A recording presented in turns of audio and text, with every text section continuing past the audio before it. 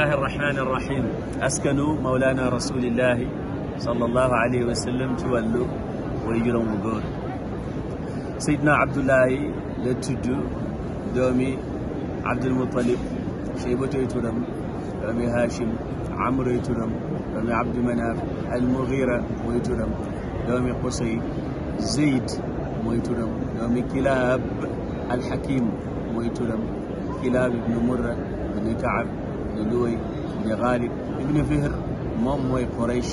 بن مالك داخل في يليفون عرب يب ابن نضر يوني نضر موي قريش واي لي وير موي فهر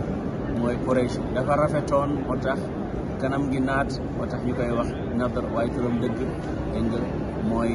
qais ibn kinana ibn khuzayma ibn mudrikata turam moy amr wala amir mudrikata ngir dafa donnu terangay ay mamam yep mudrika ibn ilyas ibn mudar na turam moy umar ibn nizar ibn ma'ad ibn adnan tam ngeen adnan setat la ci sayyidina ismaïl doomi sayyidina ibrahim nga xamni setat la ci sayyidina nuh alayhi salam nga xamni moy sayyidina adam am ñaarel li moy askanu sayyidina rasulullah alayhi salatu wa afdalu taslim assalamu alaykum wa rahmatullah